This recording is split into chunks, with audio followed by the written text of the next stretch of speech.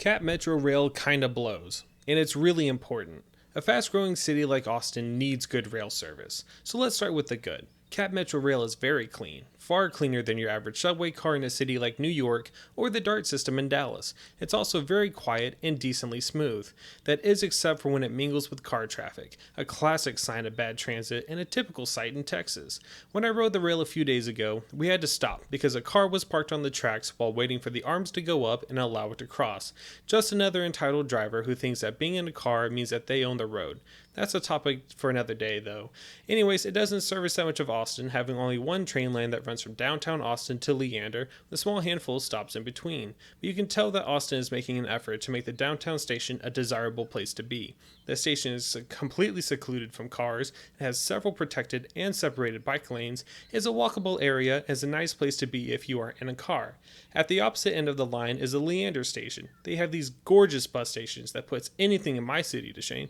In order for a commuter rail to work, you need to have people that want to ride it. Having these bus stations in Leander means you don't need to drive to the train to ride into town. You can enjoy the first 15 minutes of your commute on a bus, then the next hour of your commute on the train. That's so much time to read, watch a movie, or otherwise reclaim your personal time typically designated to keep near between the ditches, as they say. But the rail service here isn't perfect. Far from it, in fact, as evidenced by the low ridership of the rail. Take, for instance, the rest of the Leander station. It's a park and ride, encouraging people to drive to the train instead of walking or taking the bus.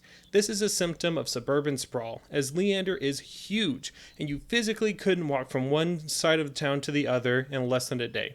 I used to be a delivery driver here for several months and never got to see the whole city. And back at the downtown station, well, you can't get very far before mingling with car traffic again.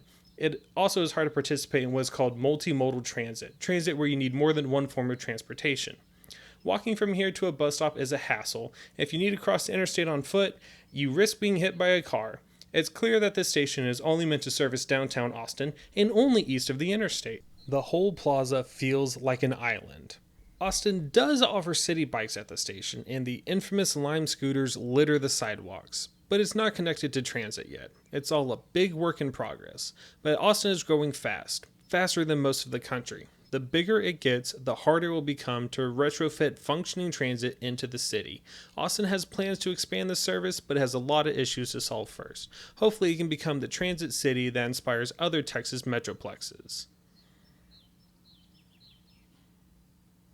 Thank you for watching. I hope my content inspires you to think about your own cities and the ways you may want to get around them, be it a train, a tram, a bike, or walking. Have a great rest of your day.